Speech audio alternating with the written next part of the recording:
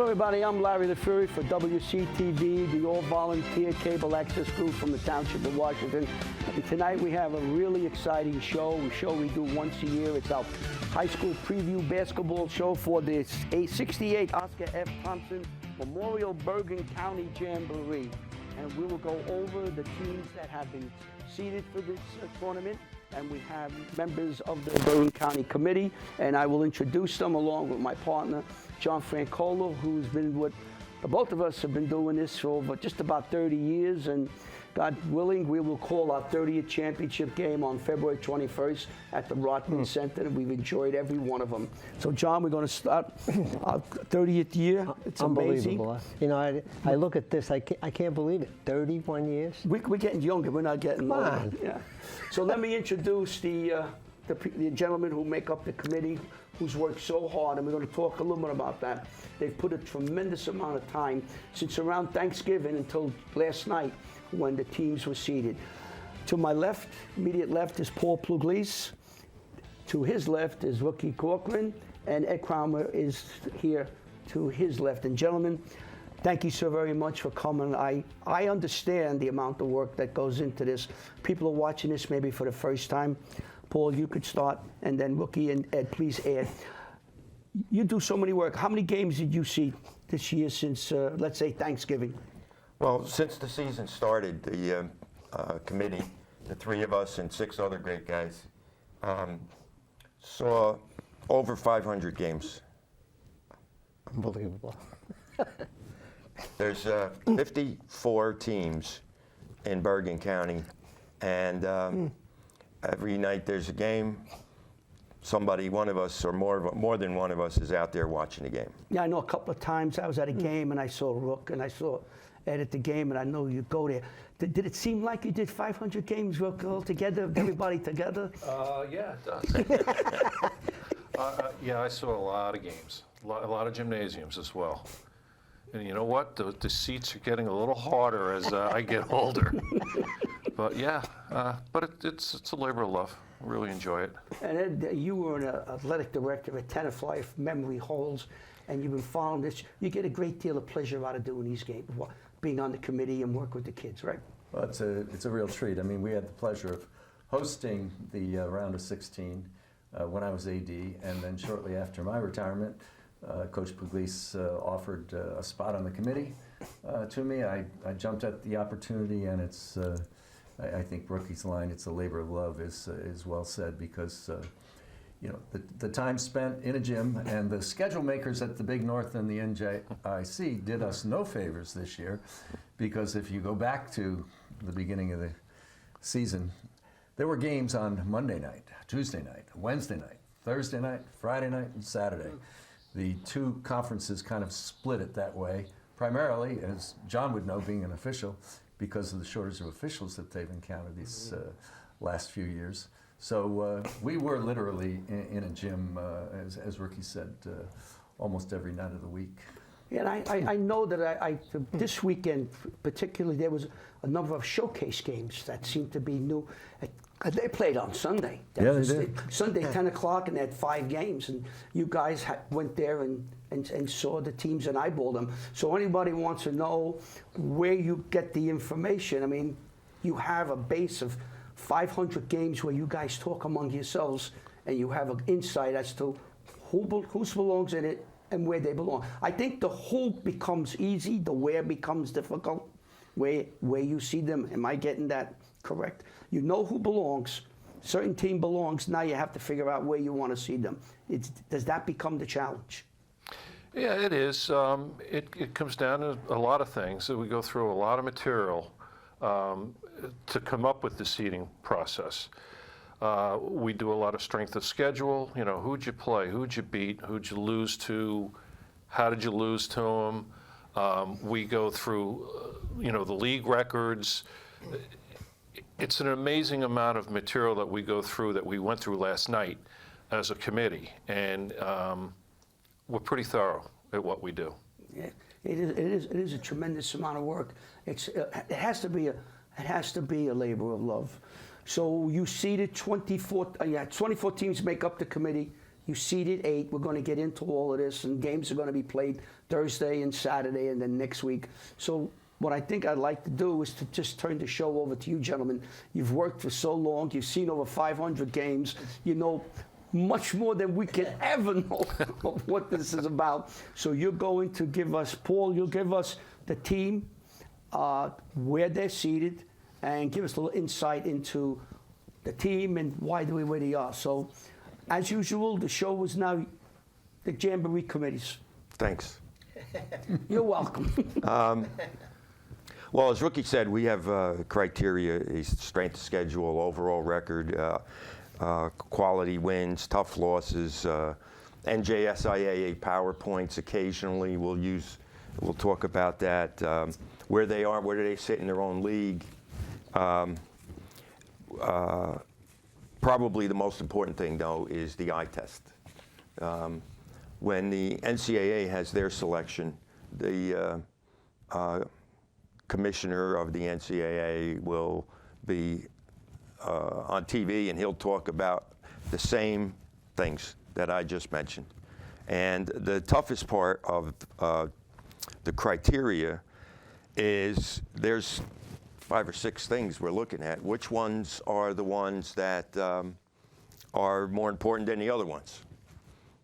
You know, it's very difficult to do that. And as is the case with the NCAAs, there will be teams that are not happy with their seeding or not happy that they didn't get in. And they will point to 1 or 2 of the criteria and say, well, on this, you know, on strength of schedule, you let so-and-so in and somebody else didn't get in, had a stronger schedule. But that's not the only criteria.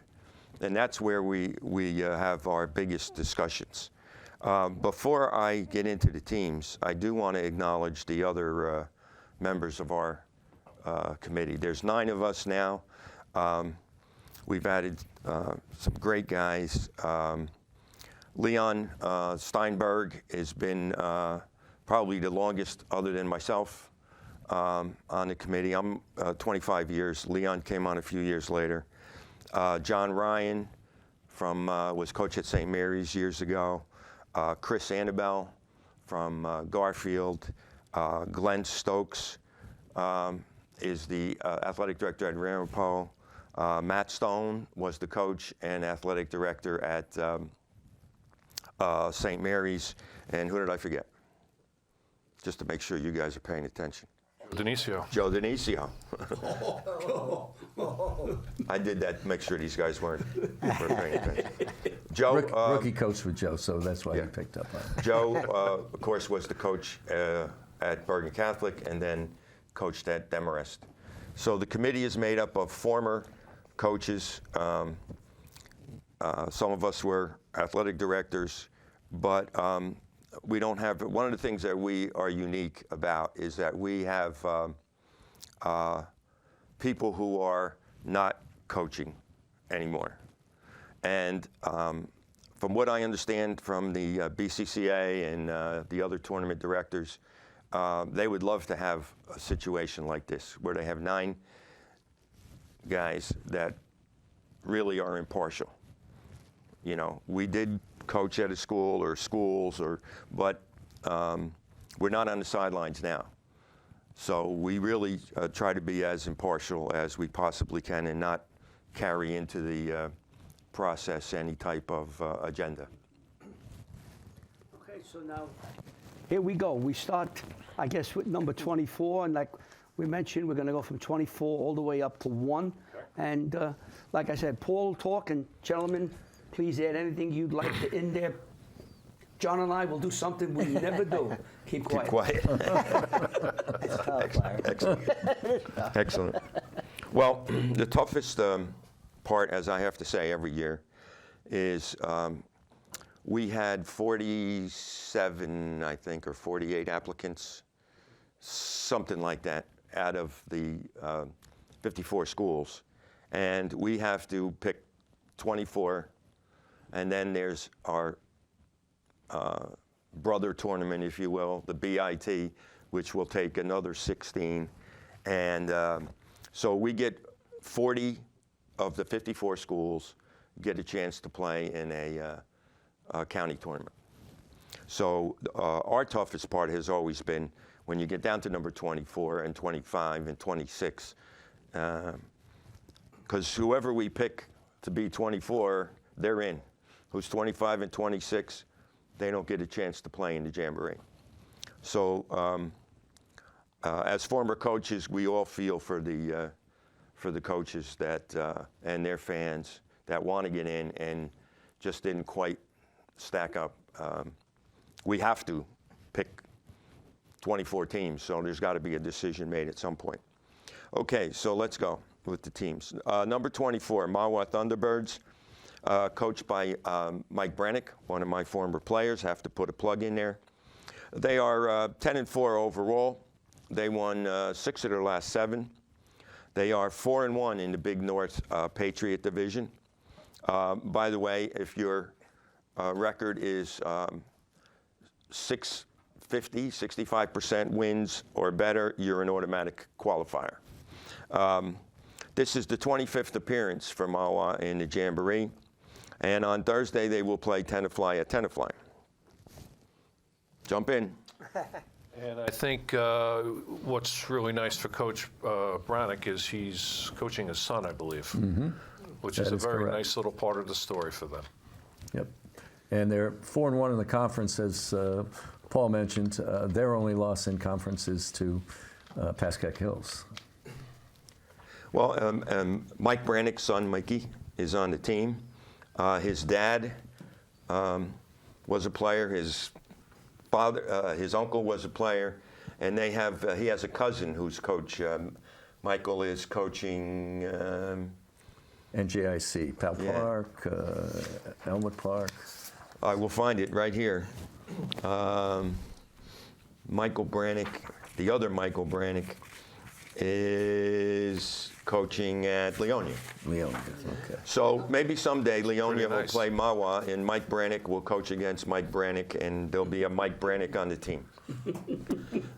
Okay, number 23, we go to the Fair Lawn Cutters from the Big North Independence Division. That's one of the divisions in the county where there's only one Bergen County team in the division, which means that we have to go see some teams that are out of division, out of county. The Cutters are 8-5 overall. They're 3-1 in that division. They have a couple of big wins over Old Tapan, who's in the tournament. Wayne Hills is very good. This is the Cutters' 14th appearance in the tournament. They are 10-13 overall over the years. They had a very tough 3-point loss to Wayne Valley, who's very good. They had a 2-point loss to Bergen Tech, who is in the tournament, and they will play Paramus Catholic at Paramus Catholic on Thursday. That's the Fair Lawn Cutters, coached by Kyle Sabella. Okay, number 22, the Ridgefield Royals. The Ridgefield Royals are coached by Bob Ramos. They are 7-2 in the Liberty Division, in second place behind Dwight Englewood, who's also in the tournament. They have a very nice record of 13-4 overall. They have wins over Dwight Englewood and very strong Weehawken team, who is in Hudson County but plays most of their league games in Bergen County. They had an 8-game win streak during the season. I had a very tough 2-point loss to Pascack Hills, who we will be talking about in a little bit. It's the Royals' 10th appearance in the tournament, and they will be playing Thursday night at Glen Rock. A very senior-laden team as well. Could you try again? And when we see the teams, though, that's something else we look at, because a lot of the teams may have young players, older players. Try to see teams more than once and get a feel for them. I saw Ridgefield a couple of times. Next are the Bergen Tech Knights. Again, a Bergen County team that is playing in a league that is, they're the only Bergen County team in that league. That league is the Big North Liberty. They are 7-6 in that league and 3-2. They are 7-6 overall, and 3-2 in league. This is only the 5th appearance of the Bergen Tech in the Jamboree. I thought it was last year or the year before, but it was a little more than that, when they made their first appearance, and that was a story that Greg Matura did for the Record. And Greg also does a great job for us, as does Jimmy McConville, supplying us with information. They had a 4-point loss to Kennedy. They had a 2-point loss to St. Joe's, who's one of the top teams. And they had a 1-point loss to another very good team, Rampo. So they fought to get to this point. They had a win over Fairlawn, who's in the tournament. And on Thursday night, they will be going to Old Tapan, which will be a Explain the Knights. tough. That's the Knights against the Knights, and I believe it's at night. So let's be specific. The Old Tapan Golden Knights. Any of these games being played on Thursday at 4:30 or 4:15? Do you know? Well, this started last year, where the state compressed the basketball season. So instead of playing on successive weekends, the first round had to go on a Thursday night. And to facilitate the process, they made the most sense to allow the schools to set up the game and handle the game themselves. So last year we had a couple of games at 4, maybe 5:30 or game or two, and then the majority of games were at 7. Okay. But we don't know that right now. Yeah, we have not heard the actual game times. The two schools are in the process of planning that. I would assume most of them have worked it out, but we haven't received those times just yet. Okay. I've noticed a number of games have been at 4:15, 4:30, and I just wondered if there's nothing on the Jamboree committee saying you have to play 7. The school can pick the time they want to play. We would encourage them to play at 7. We fully believe that a 7 o'clock game is the best opportunity for the players, the fan base, and the community to come out and support those kids. So we would love nothing better than to have all 7 o'clock games. Yeah, I can understand that. Parents can see the game. You know, sometimes they work. Yeah. They'll never make it there. So. But Especially you're the right. team. You're right. There are many schools who have gone to a 4:15 weekday game. Again, a lot of them say the primary reason is for studies, get kids one less school night out. But again, we're hoping most of them are played at 7 o'clock on Thursday night. This is the crown jewel of tournaments in Bergen County. So. Okay, no, I understand. You want to have the kids go home and study, get their homework done. You play 7, you get home at 10, 11 o'clock. It's a little difficult. Or you could do your homework before the game. Maybe that could happen. You know, maybe. You could do that. I mean, that would be an innovative idea. Do your homework before the game. Did they do that in New York when you were working? Oh, they did it all the time. Those kids worked day and night. I mean, I had to slow them down. I'm lucky I Okay. taught 35 years in the city, and basketball was pretty big there too. I know. Go ahead. That was Bergen Tech, coached by Stephen Lastro. Next, number 20 on the list is the Dwight Morrow Maroon Raiders, coached by Andre Hampton for some years now. Andre's been doing a good job there. They're always very tough to play. They're very quick, scrappy all over the place. This is the 47th appearance for the Maroon Raiders, and they have won 4 titles. They've got 4 titles to talk about. They are 4-0 in the Big North American Division, and that division is tough. Dwight Morrow played Demarest, Tenafly, Hackensack, Glen Rock, Northern Highlands, Paramus Catholic. Very, very tough schedule. They had a nice last game win to solidify their spot in the tournament. They played North West Side. They will play at Pascack Valley on Thursday. That's Dwight Morrow Maroon Raiders.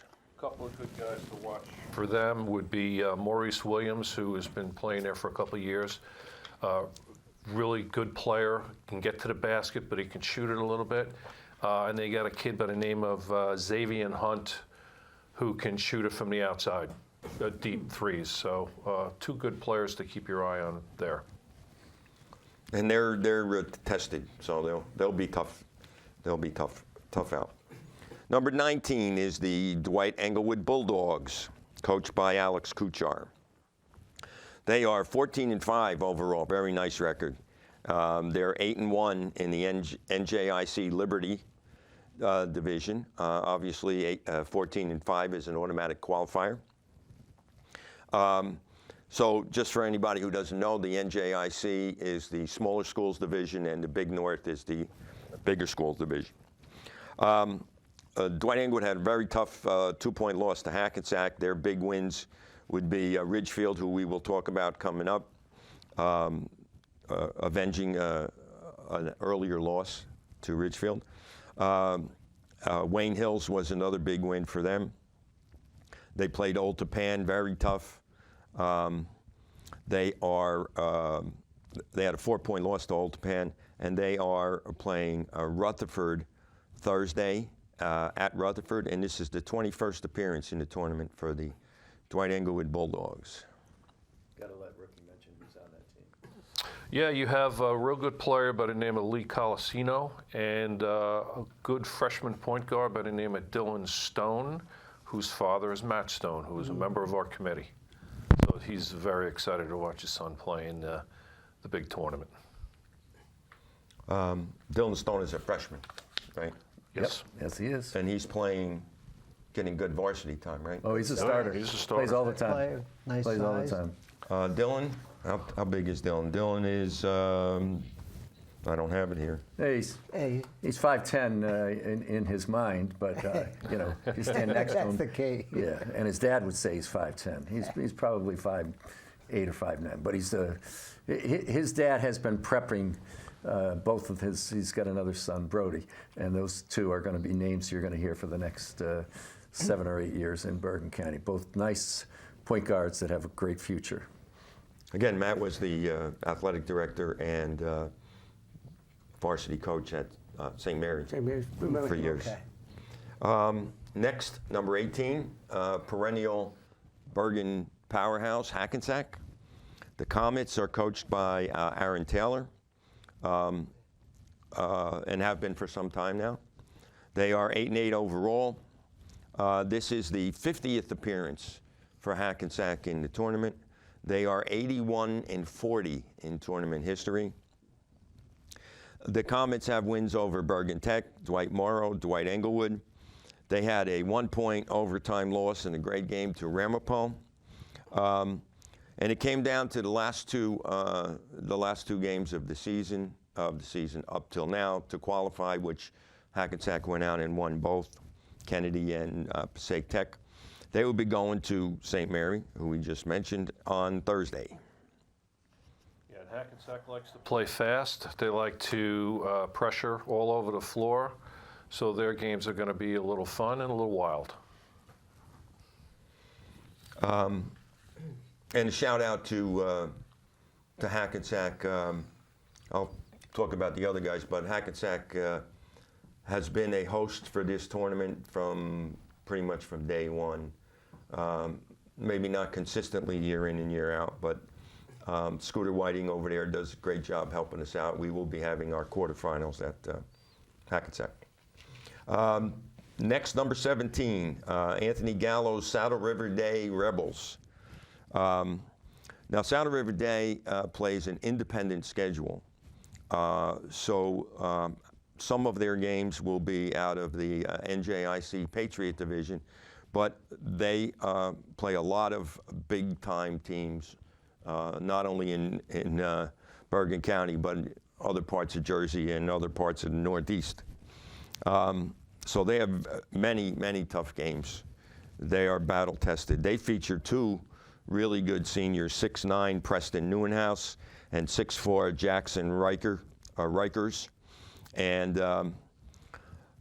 they have wins over Hackensack and DePaul. And to tell you how tough their out-of-league schedule is, they played Bergen Catholic, Northern Highlands, St. Thomas Aquinas, St. Mary, Rutgers Prep. So they're playing a tough game every time they walk on the floor. On Thursday, they will be going to Pascack Hills, which should be a real fun game. Neuenhaus is quite a player. Again, he's 6'9", I think I said. He's a big kid. His older brother played for Saddle River Day a few years ago, and they're almost carbon copies. He can shoot it from the perimeter, and he can take the ball inside, and he's a fun player to watch, fun player to see. So Now, as we tournaments usually, we talk about the 8-9 game as being a good matchup. So is the 16-17 game.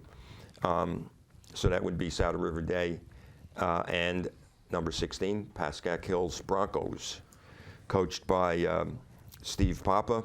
I'm sorry, Steve Papa's the athletic director, coached by Paul DeRico. And I have to give a shout out to the venerable, still on the bench, Coach Mike O'Brien. All right. Mike has been coaching in Bergen County since I was in high school. So that might be a bit of an exaggeration. I think I think his first job was when I was a senior. I think. But Mike has been a fixture in the Pascack Regional School System. He sure has. And he's back on the bench. He's still there. Pascack Hills features a 10-game win streak. They had an opening day loss to Paramus Catholic, and they haven't lost since. They are 5-0 in the Big North Patriot Division. This is the Hills' 32nd appearance in the tournament. And they will play, as we mentioned, Saddle River Day at home at Pascack Hills on Thursday. Pascack Hills is very well coached. They run a style, especially of off. They play very tough defense, but especially an offensive style that's tough to play against. So Saddle River Day is going to have their hands full. Number 15, the St. Mary's Gales, coached by Brian Gassione, a longtime Bergen County guy. They are athletic, especially at the guard spots. They can shoot the three.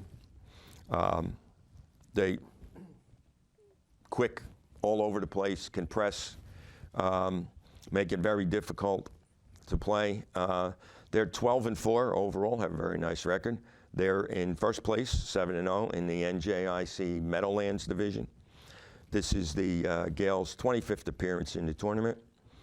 And this year, Coach Gassione's team has wins over Dwight Englewood, Patterson Charter, and Saddle River Day. So this is going to be a little bit of a rematch. They will play at home, as mentioned, against Hackensack on Thursday. In a gym that's extremely tough to play at. That's a tough gym, yeah. Very low ceiling, and they're a bit to play against because they like the pressure. They know their gymnasium really, really well. They play it well. They know how to shoot because there have been a few shots that do hit the ceiling. How about an overtime game right there? Overtime. St. Mary's, but they've got guys who can shoot from 3 points, and they got a bunch of them that can shoot from 3. Speaking of St. Mary's in Rutherford, number 14 is the Rutherford Bulldogs, coached by Jamie Parnafilio. Oh, Italiano. Italiano, yes. Just rolled right off his lips. Yeah. You would expect that from Puglisi. Yeah. And Francola. And Francola. Okay. And LaFieri. And Lafayette. You don't expect much from me. No. Okay, so Rutherford sports the best record in the field at 15-1. The only loss they had was to a tough Weehawken team. And last week they played Weehawken a second time and revenged that loss. They have wins over Demarest and Fairlawn. They are 8-1 in the NJIC National Division. Their only loss in division was that game to Weehawken. And they will play Dwight Englewood at Rutherford on Thursday night. This is the Bulldogs' 25th appearance. 25th appearance in the tournament. Played in the most memorable of all Jamboree games. They did. 1985. They did. In 19, I have that. Did you look at these before? I did not. No, You didn't I look did at not. these? I did not. Oh, I have that for Old for Japan. no, for Demarest. For Demarest, I'm sorry, Okay. for Demarest. All right, hold on. Hold on. We'll Hold talk off about on the that. Hold most memorable Jamboree game ever, when we get to Demarest. Okay, number 13 is the Pascagoula Valley Panthers. This year they're coached by John Michael Santulli, who Larry and John know a little bit. Yes. He was the coach at Rutherford for some time, at Westwood for some time. They are in the Big North National. They're 3-2, and they have a 7-5 overall record. And being in the Big North National, they are playing a very difficult game every single night. They have wins over Teaneck, Demarest, Wayne Hills, and they had a very tough loss to Old Tapan. They're physical. I saw them play a few times. They're very well coached. They're going to move the ball, make you work on defense, and they're going to make you work on offense because they're going to be very physical on defense. And they're going to rebound the ball. They do a good job, fundamentally sound. They will be playing Dwight Morrow at home on Thursday night. A couple of kids to watch on Pascagoula Valley are Devin Merker, 6'3" kid that can shoot it. He can get to the rim. And Trevor Kirkby, who's maybe 6'3", 6'4", and a bulldog. Big-time rebounder. And the one thing about a good John Santulli team, they run their stuff. They make you defend. And fun to watch. Kind of an old throwback. They run their offense. It's fun to watch. We know the Kirkby kids very well. The father, was it Coach Both the father and the uncle. Chris and Kevin. Chris and Kevin. At the Hills, right? Pascagoula Hills. Pascagoula Hills. And they were good ball players when they played. Yes, they were. Very good players. Just have to mention, I know the family. That's all I know all this. Well, the other thing, and I'm going to throw a shout out here with Valley, they love to shoot the three, too. And besides the kids that Rookie has mentioned, they have 3 other kids, Liam Higgins and the Burke twins. And those 3 will supplement the inside play of Kirkby and the all-around play of Merker. So they have an extremely balanced squad that, again, playing in my opinion, next to the United, the toughest division in the Big North Conference, and that's the Big North National. Okay, so we're up to number 12. Number 12 is the Old Tapan Golden Knights. Golden Knights, right? Not just Knights. Golden Knights. Okay. Craig Ferraro is the coach.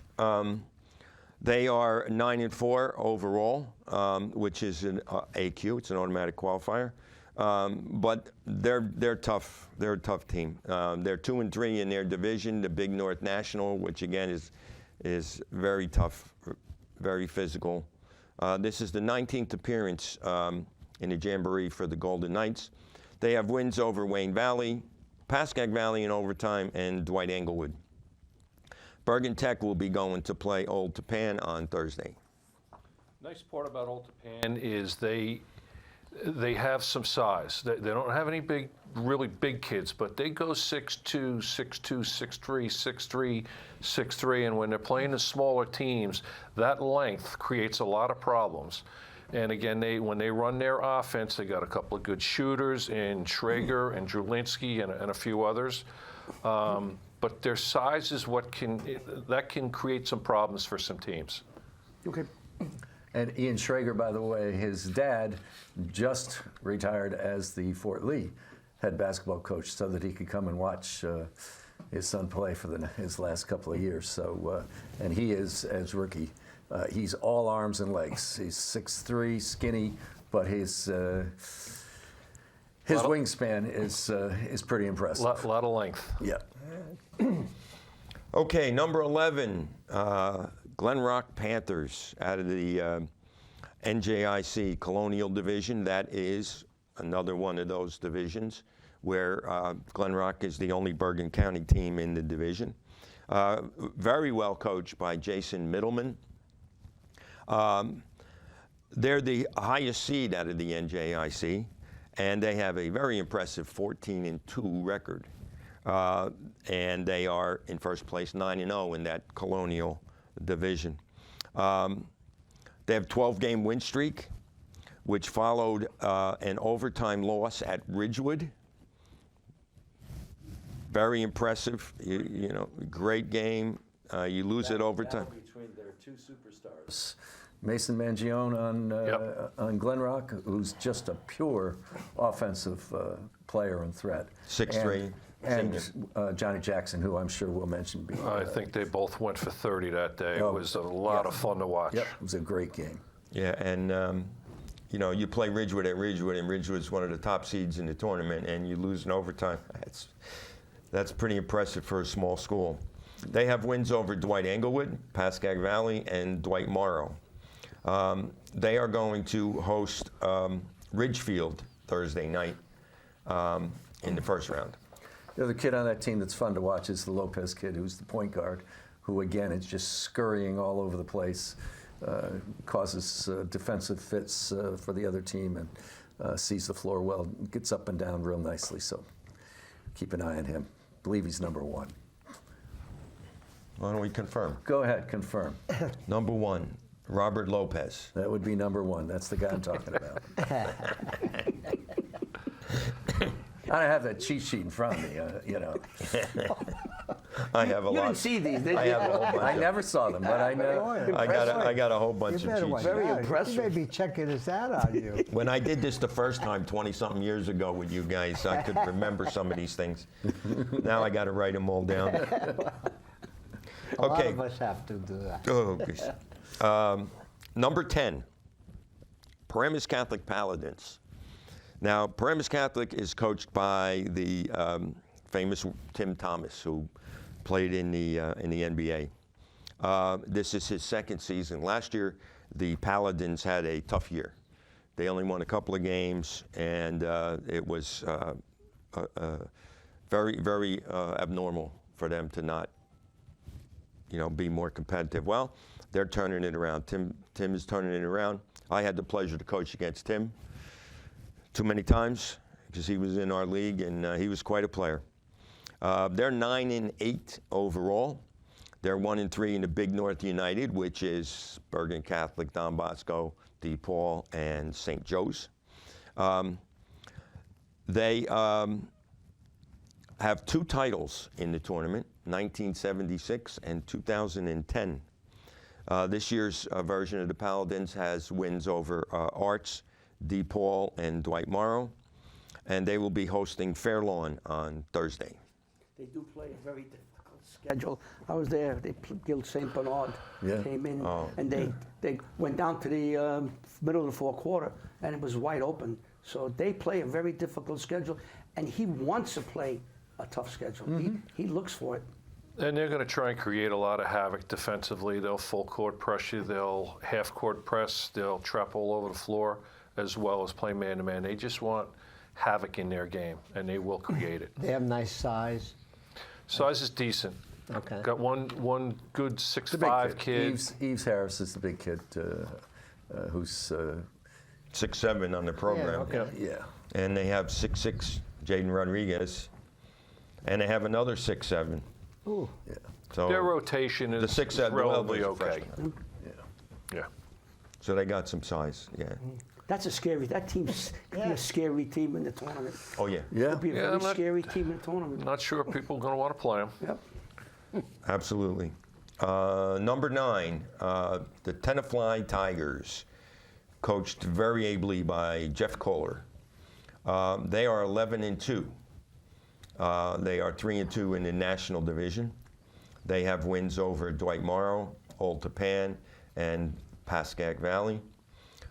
They started the season 8-0, and they feature Dan Regev. Is that how you kid. pronounce his name? Yep. Regev, who's 6'8".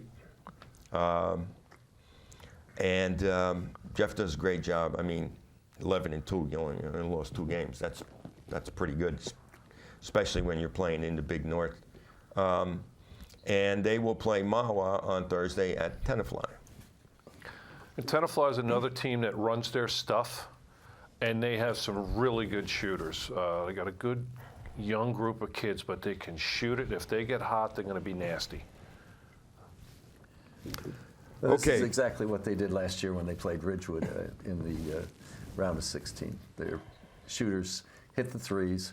They have the kid Lewin who can go off. The point guard can go off, and so they have they have some weapons, but we talked about it before we even came on here. You live and die with that three-pointer. You do. You certainly do. You can shoot 45% and you're in good shape, or you can come out and shoot 15% and you're wondering what happened. So. Absolutely. Looking forward. It's That's today's the way it's going. it's Sounds today's like the basketball. pros. Yeah. It is. It is. It's Gotta shoot everybody's the three. three-point hungry. Okay, so now we're down to the top 8, and these teams will all have a bye in the first round. And number 8 is the perennially tough Ramapo Raiders, coached by Nick Veer, another ex-Crusader. Got to put a plug in for my alma mater. Last year, they were the finalists. They lost to Don Bosco in the championship game in the Jamboree. They are 9-5 overall. They are 2 in the Big North Freedom Division, which we've said a couple times now is a very tough division. And Ramapo always goes out and plays up. They always play tough out-of-league games. This is the Raiders' 39th appearance in the tournament. They have wins over St. Mary, Hackensack, and Gill St. Bernard. They will play the winner of the Tenafly Mawa game, and they will play at Tenafly at 2:30 on Saturday. And again, this is the first team that has a first-round bye. I think Ramapo has a really, really good young coach in Nick Veer. I had the pleasure of coaching him at Bergen, but his kids run stuff. They run a good offense. They run it really well. They screen really well, and they make you guard them. They got a real good banger inside in Charlie Wingfield. They just got back a player by the name of Goldman, who's about 6'3", that can shoot it and score. And they're going to be really, really tough to play because they're tough to guard. They really run their stuff. It's fun to watch. Number 7 is the Teaneck Highwaymen, coached by Damon Wright.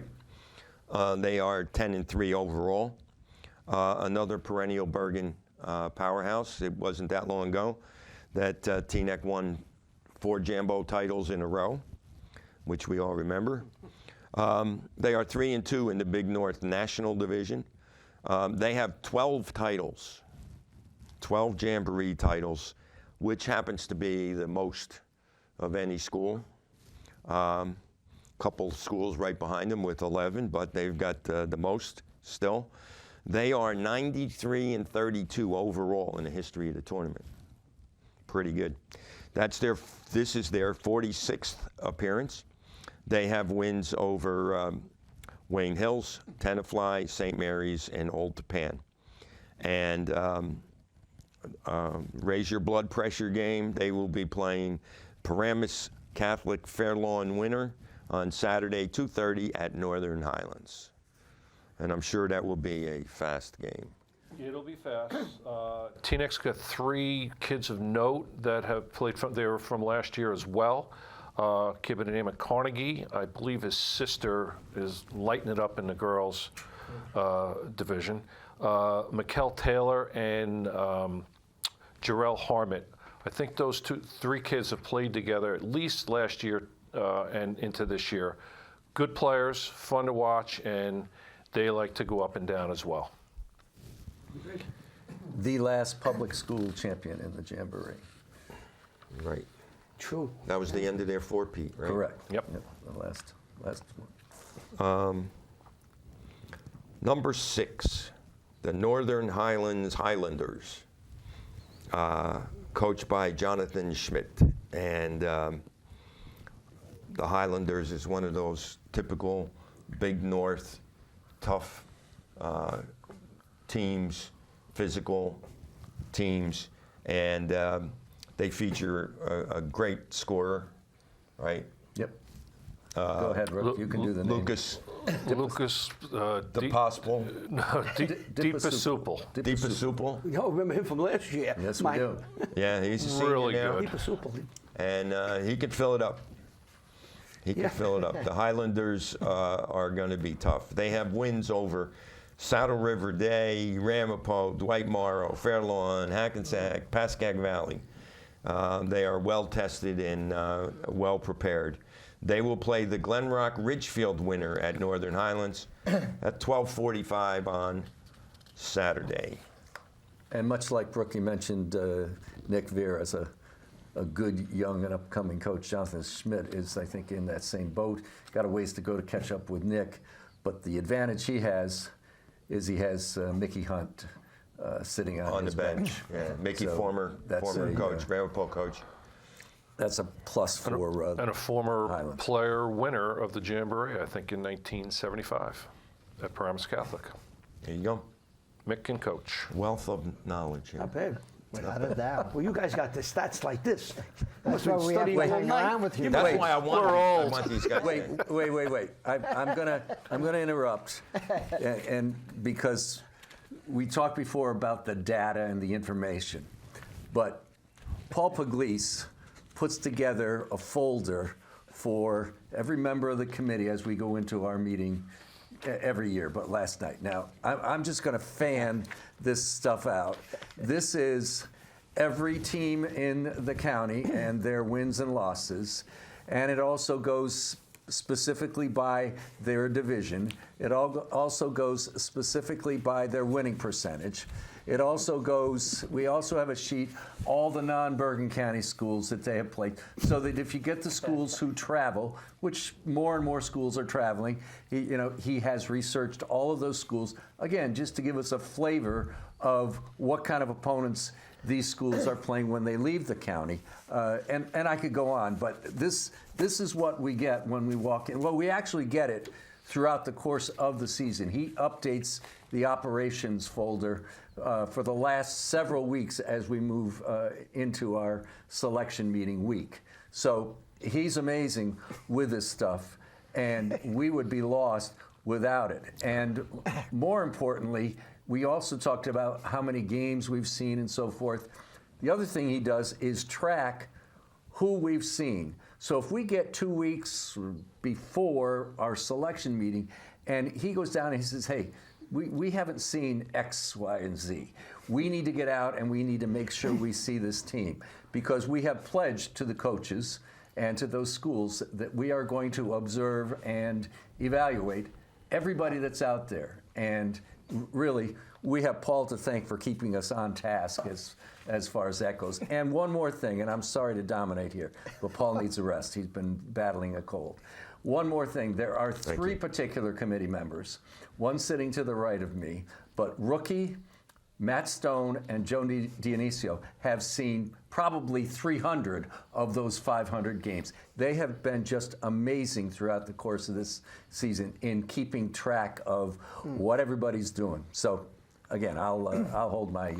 Thank you. So to say that you are prepared would be a gross misunderstanding, underestimating to what you guys, all of you, you too, Ed. I see you were around a few of these games. I didn't go to as many as you, but I saw you around.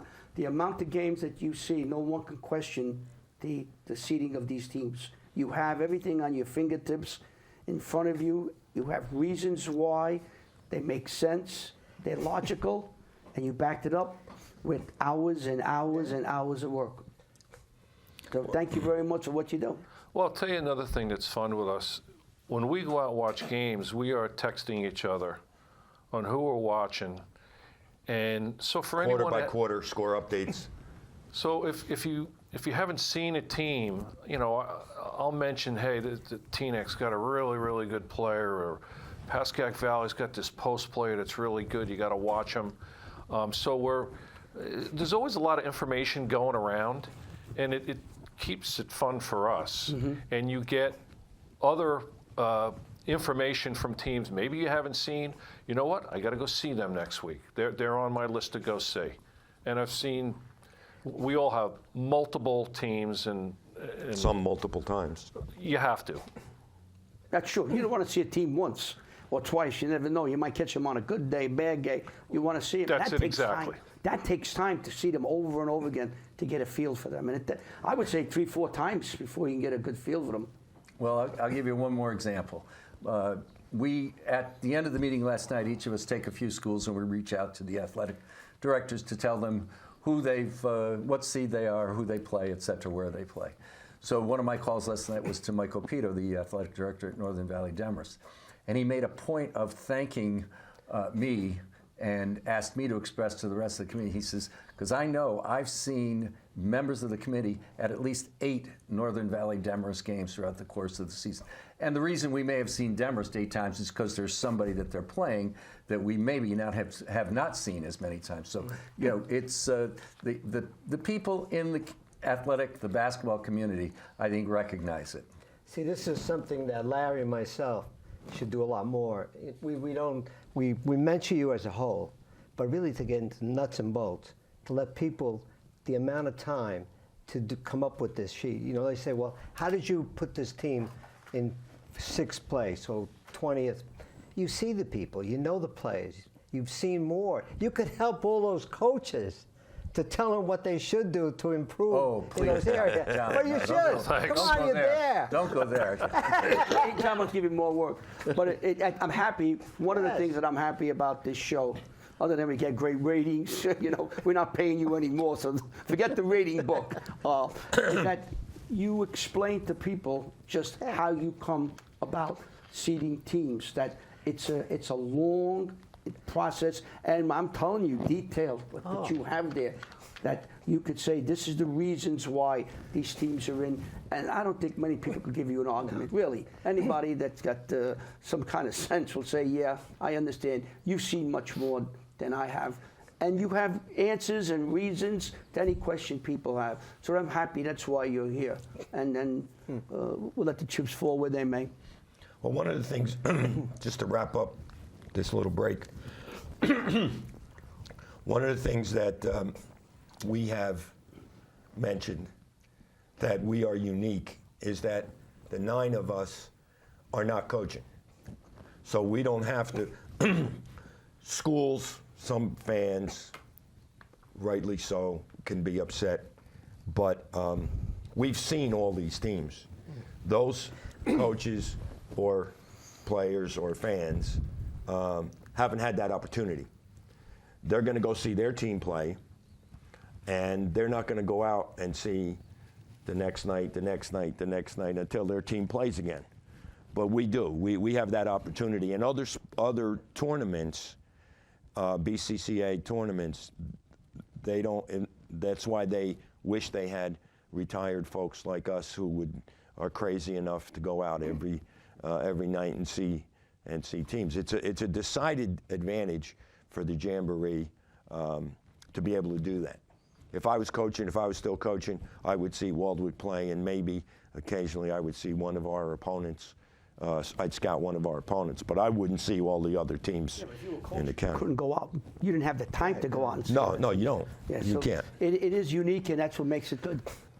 It makes it fair. It does. Okay, Ida, we're going to reel it back in here. We're up to number 5. Ida's going to come on, Joe. Yeah, I know.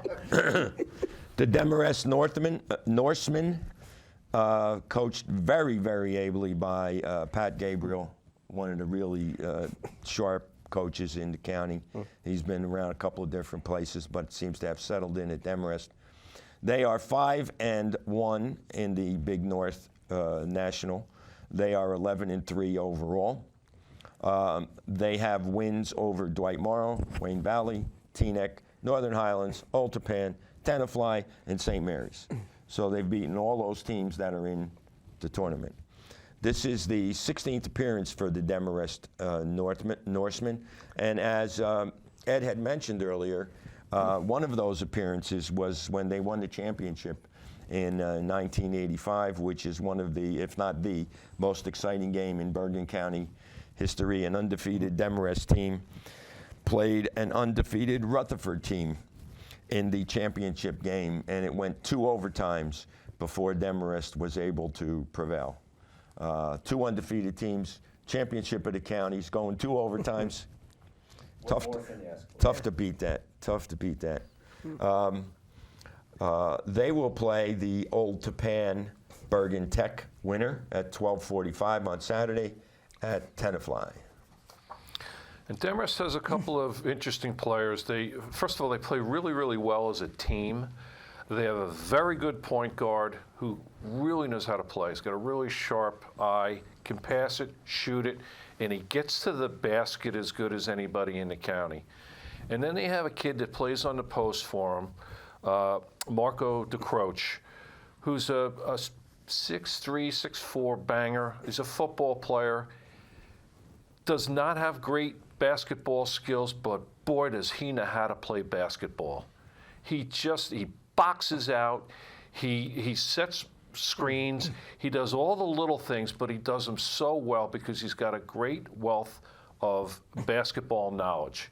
He's fun to watch. When I go to games, I look for stuff like that, something that he does. A throwback. He is a throwback, yeah. Yeah, fun to watch. They also have 3 sets of brothers on the team. Yep. Schweid, Gorenstein, and Winnick. Yeah. 3 sets of brothers on the team. Okay, so number 4, the Don Bosco Prep Ironmen, coached by the great Kevin DeVario. Don Bosco was the champs last year, and they were the champs the year before. And they are 9-6, 2-2 in the Big North United. Another team that plays a very tough out-of-league schedule. They have wins over Northern Highlands, Paramus Catholic, and Rutgers Prep. This is the 46th appearance in the tournament for the Don Bosco Ironmen. They are 88-33 overall, and they have 11 titles, 1 less than Teaneck.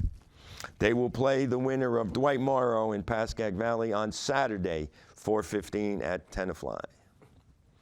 Number 3, the St. Joseph Green Knights, with a second-year coach, Dan Davis? Correct. Second-year coach. Replaced the legendary Michael Daugherty. Of course. The Green Knights are 10-5 overall. They are 3-1 in that Big North United. They have wins over Ridgewood, Demorest, Paramus Catholic, Bergen Tech, Northern Highlands, and a very, very big win on January 21st where they beat Don Bosco by 5. That was an eye-opener, and it definitely affected. One quick correction. They did not beat Ridgewood. Oh, they didn't beat Ridgewood, sorry. They did not beat Ridgewood. They lost to Ridgewood? They did, because Sorry. Only because you're going to go to Ridgewood next, and I don't want you to. Yeah, okay. All right. Well, that's why I told you to come here. I know. But I don't want Mike Troy. I don't want Mike Troy jumping down your My throat. Yeah, Yeah. exactly. Okay, so they didn't beat Ridgewood. Mike, sorry. This is the 32nd appearance for the Green Knights in the tournament. They have five titles, 54-25 overall, and their most recent title was 2020. They will play the winner of Dwight Englewood and Rutherford at 11 o'clock on Saturday at Northern Highlands. A couple things to look at with St. Joe's. They have a kid that's got pretty good size, but he can play on the outside by the name of Paccarelli. And they have a slasher, I would call him a slasher, Jameer Joseph, who's probably an all-state football player as well. Very athletic, quick, fast, can elevate, really exciting player. And they have one thing that they do, they run their sets as well. They're very well coached. They run great out-of-bounds plays, great side out-of-bounds plays, and they run their sets. Difficult to play, very difficult to play. Okay, so that gets us down to number 2, the Ridgewood Maroons, coached by Mike Troy, who's done a great job for some time now. The Maroons are 13-1 overall. They are 3-0 in the Big North Freedom Division. They have wins over St. Joe's. There it is. I corrected myself right there. Opening night. They have wins over St. Joe's, Glen Rock, Pascack Valley, Northern Highlands, Hackensack, Fair Lawn, Teaneck, and the only loss they have was to Glens Falls of New York. So they haven't lost to anybody in New Jersey. That's right. Of course, Ridgewood goes back to the early days of the tournament. This is their 42nd appearance, and they have 3 titles. And they have one of the best stories of the year in Johnny Jackson, the guard from Ridgewood. You guys want to talk about that? You want me to talk about that? You Go can ahead. talk about it. Go ahead. No, you do it. Passing the baton Well, here. Johnny has gone through some cancer issues, just completed his chemotherapy, and all the while has been playing at a ridiculously high level. No lack of energy, spirited. You know, he's interesting to watch because he doesn't say very much, doesn't say much with his teammates. He just plays. He just plays the game, plays it really well, plays really hard. But just an unbelievable story. I've seen him play several times. He's a freak of nature with what he's gone through. Very inspirational. He just finished the chemo. There's a lot of cameras around there. He's They're been doing the featured. documentary. He's been featured on several local CBS, stations, ABC, NBC with Bruce and Beck. ESPN has also done a little clip of him. So, you know, I think that's the other thing that is so remarkable about the story is Ridgewood's been able to continue on this role despite this. This could have proven to be a little bit of a distraction. Not at all. If you watch the kid play, and Ricky said it, he doesn't take a minute off. He may come out of the game for 30 seconds at the end of a quarter just to get a little bit of a break, but he doesn't. When he's on the floor, he is going full tilt at both ends of the floor, and it is truly an amazing story. It is. It's one in a million. Yeah. If I'm correct, his dad played at Ridgewood and was a walk-on at Villanova. Does that sound right? One of the fastest players I ever saw play. His dad? Yeah, Joe Jackson. Yeah. Really fast. They also have another kid by the name of Jake Roth, who's one of their post players that doesn't play a traditional post, but can jump out of the building. Really gets up there. I've seen him a couple of out-of-bounds plays where they just throw it up to the rim and he flushes it. And they have some really good shooters, and they play pretty good defense. They do a really, really good job. So now we're down to number uno. Yeah, Ridgewood's going to play the winner of St. Mary's and Hackensack at 4:15 at Northern Highlands on Saturday. And now we are down to numero uno. The Bergen Catholic Crusaders, coached by Billy Armstrong, who's been there for some years and knocking the ball out of the park every year. They are 13-3, 4-0 in that Big North United. Once again, that's the league with DePaul and Don Bosco and St. Joe's and Paramus Catholic. So they're undefeated in that league. They've got wins over everybody: Ramapo, Saddle River Day, Don Bosco, St. Joe's, Hackensack, Paramus Catholic. They won the tournament in 2022. They were runners up in 2023. They are the winningest team in the history of the tournament at 105 wins and 43 losses. They have 11 titles, so both Don Bosco and Bergen Catholic are one championship behind Teaneck in the history of the tournament. They will play the winner of Pascack Hills and Saddle River Day at 11 o'clock at Tenafly on Saturday. And one of the easier, I guess, easiest picks we had last night. Do you As think the it number was? one seed? Yeah. Oh, absolutely. Yeah. Yeah. That was not a surprise. I don't think it was a surprise. There was to- no discussion. Right. There was no discussion there. Number one, put the name up there, and let's start talking about everybody else. I think everybody who's followed basketball, as I had to put the brackets up, realized that as we got closer to the Jamboree, Bergen would be one. Now let's just go over quickly. We mentioned there'll be games on Thursday night. That'll be round one. The round of 16 will be at Northern Highlands and Tenafly. Thanks And- to right? Mike Koth and Joe Joe Carolla. Carollo. Mike at Northern Highlands, who's been a perennial host, does a fabulous job for us. And Joe over at Tenafly The bar was set very high by Ed when he was there. Okay. And again, both of those schools offer their gyms. This year, their teams are in the tournament, but it doesn't matter. If their teams are not in the tournament, they still do the same job for us hosting. We have the games, the times, and the venue where they're playing, and then the following week we get into the quarters at Hackensack, and that would be on the 8th, Yep. 8th of February. of February, and I think the times are similar to what Same they last times year. as what I had just had up for the, Yeah, the same times round there. of 16. It's 11, then all the way down to 4th. We play there, and then the semifinals this year are going to be at FDU. It's going to be at the Pagoda Savings and Bank Center, yeah. Stadium. I mean, it's the Pagoda Savings and Bank, basically. Road to Center. the Rothman is no longer. No, we don't have the road to Rotman anymore. I can't say that anymore. It's the road to Pagoda Savings It Bank. doesn't sound right. We can tell them they can get a free checking And, account. Yeah. There they go. Boogie to Pagoda. Come on. And we at the Sunday, the semifinals. Rookie, you gave me the time. You want to say it again on that Sunday, the semifinals? The first game will be at 1 o'clock. Second game will be at 3:30. Okay. I'm going to put a little gap between the first and second games. We're thrilled to be back at Fairleigh Dickinson. That it's just a great facility for us, and you walk in the place and you just feel like you're in a different arena. And may I say, Kathy Bates is there. She's I guess she's the Kathy manager, Liggett. right? Kathy Liggett. Liggett. Kathy Liggett. And they take care of us. They do everything for us. They're so kind.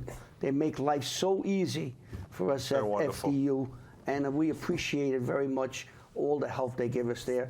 And then on the 21st, you have the finals. That's a Friday night, Yes. and that'll be at 7 p.m. Correct. Okay.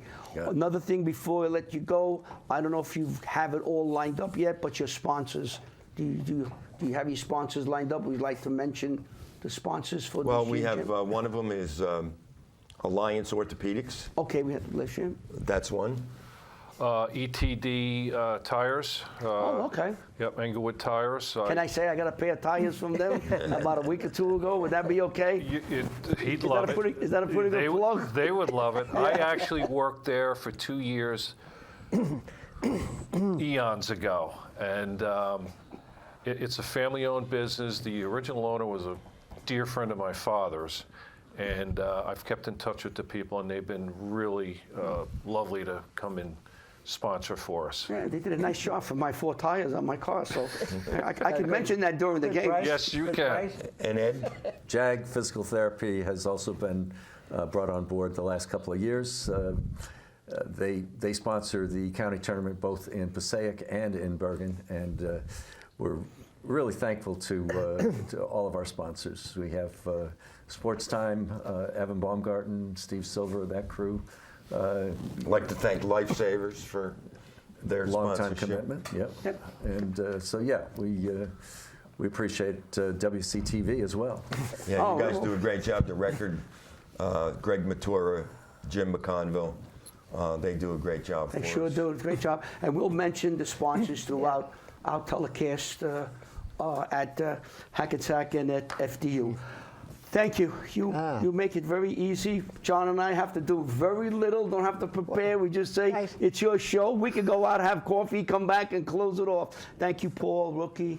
Thank you very much. And I think it's important, like I said in the beginning, that you explain what you do, how you do it, how involved it is, how precise you guys are. So you pick the 24 teams, and there really can't be too much of a discussion because you have the information. So I thank you. We don't have the road to Rotman anymore. We're going to be at the road to Bank. Pagoda. Bank. Pagoda Savings. All right, we Free got the checking road. I got to account. figure out something that makes sounds a little better. Go to I think Pagoda. is the court still named after Rothman's? The lobby still retains a tribute to the Rothman family. Yes. And then you have the Stratus Lounge is still there. So they, just like we see with professional sports and with collegiate campuses, they're looking for donors to help We'll mention that too. supply money. So Come right in. Thank you so very much for taking time. I know you had a lot of work, and then last night you probably were working late too, putting this all together, sending us information so we could put stuff on the TV. So I know that took time. Thank you for sending it to me. Ida thanks you even more because she went to bed early last night. And there it is now, the 2025 Bergen County Jamboree from 1 to 24. It starts on Thursday. Pick a game, go watch it, and support your team. And finally, all the profits you make, tell the people where the money goes when they come in and they buy a ticket. Goes to the Lou Lanzillotta Bergen County Coach Association Scholarship Fund. We provide, we're one of the major donors to that fund. Bergen County Coach Association gives a $500 scholarship to each of the 50+ schools in Bergen County for one of their male athletes. And as I said, we're proud to say we're one of the big donors to that scholarship fund. Lou Lanzillotta was a great longtime coach in the county out of Paramus High School. And it's Bergen County Coach Association is extremely supportive of what we do, and we work under their guidance and their umbrella. And Mike Karsich, the current president of the BCCA, is a big fan and good friend of the Jamboree. So you get to see great games, and the tickets you buy go to a very, very worthy cause, and I'll mention that, and John will mention that throughout our telecast, that what you do is very worthy from top to bottom. So It's thank all you of our profits, by the way. all your profits. There's nothing, everything goes. But at the end of the year, you're nothing. Thank you so very much, and you're always welcomed, and we enjoy it. And during the games, at halftime, come on by. You could sit in, talk with us, give us some insight into the game, because we could use it. Just come by, sit down, and if you want to do the game, read the book. We'll go take a walk, and you guys can do the game. We'll sit with you where you guys sit. All right? I tell you guys did a great job. You do a great job. We do a great I job. just give How it many the high hours? How side. many hours did you Yeah, I spend didn't want on to this? go You home. must have How spent many hours? days. I don't know. There we go. Days. I don't know. Ida, run the credits, Ida. I'm sorry, Ida. John Facola, Bob, Paul and back of me, Ida and Ricky are going to choke us when we leave. Larry Ferry. Watch the games. They start on Thursday, and it goes right through the 21st of February. Good night, everybody.